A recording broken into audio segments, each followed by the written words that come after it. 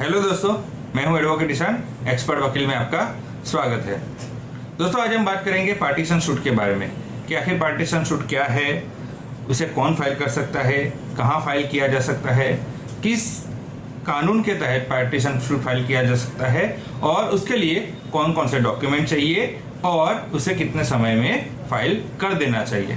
तो आज हम इस वीडियो में यही बातों को जानेंगे, तो वीडियो को अंत तक जरूर देखिएगा ताकि आपको इन्फॉर्मेशन पूरी मिल सके। और अगर आपने अभी तक हमारे चैनल को सब्सक्राइब नहीं किया है तो अभी सब्सक्राइब कर लीजिए और साथ ही में बेल आइकन भी दबा दीजिए ताकि ऐसे लीगल नॉलेज और लीगल वीडियो जैसे अपलोड हो आप तक नोटिफिकेशन तुरंत पहुंच सके। तो चलिए शुरू करते हैं।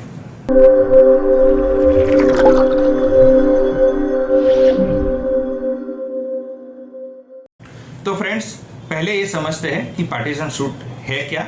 तो पार्टीशन सूट यानी कि जो पैतृक संपत्ति होती है जिसमें अगर कोई विवाद होता है, तो जिस विवाद है तो जो भी कानूनी उत्तराधिकारी है वो अपने हिस्से के लिए, अपने भाग के लिए वो सिविल कोर्ट में पार्टीशन सूट फाइल कर सकता है।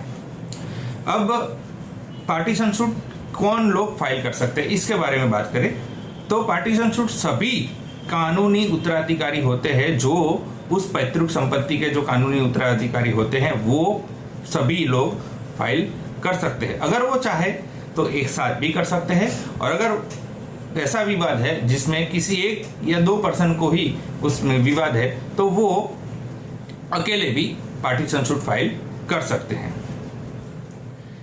जैसे कि अब इसमें कौन कौन से लोग आते हैं, तो माँ, बाप, भाई, बहन सारे लोग इसमें शामिल होते हैं जो कि कानूनी रूप से उत्तराधिकारी होते हैं। अब भाई अगर बहन को पैतृक संपत्ति में हिस्सा नहीं दे रहा है तो बहन पार्टीशन सूट फाइल कर सकती है।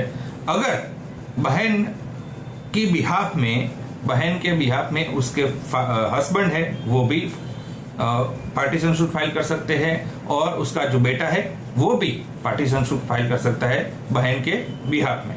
तो ये लोग होते हैं जो कि कानूनी उत्तराधिकारी, किसी भी जो संपत्ति है उसके उत्तराधिकारी होते हैं कानूनी उत्तराधिकारी, वो लोग पार्टीशन सूट फाइल कर सकते हैं।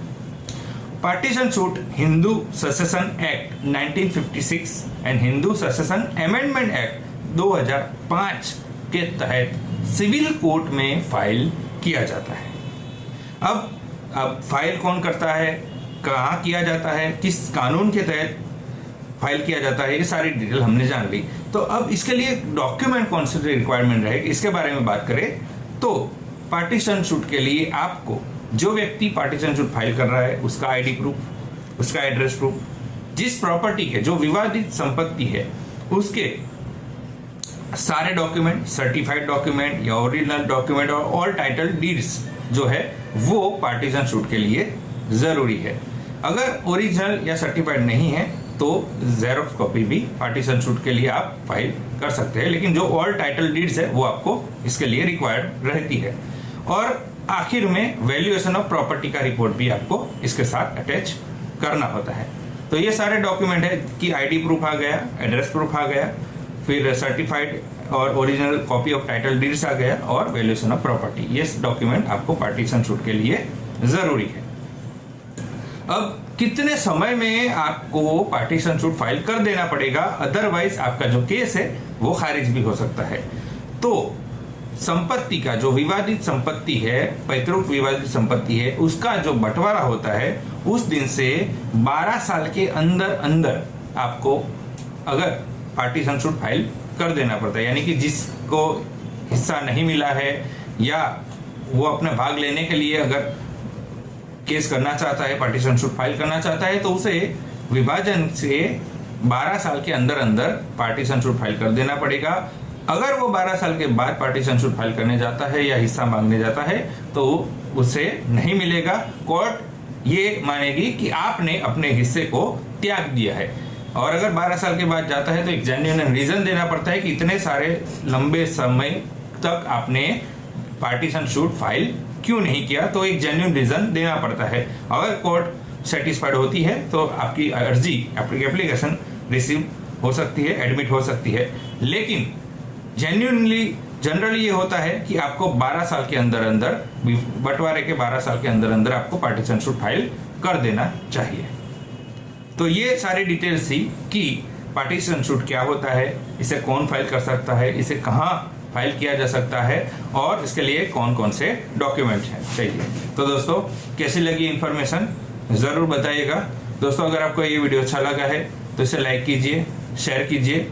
कोई सवाल हो तो आप कमेंट कर सकते हैं या फिर हमारे नंबर पर कॉल कर सकते हैं या फिर आप व्हाट्सएप भी कर सकते हैं।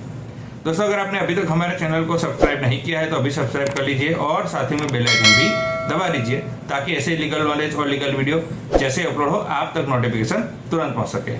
इसके साथ ही आप हमें हमारे social media platform Facebook, Twitter, Instagram और लिंक्डइन पर भी फॉलो कर सकते हैं। और इस वीडियो को पूरा देखने के लिए धन्यवाद।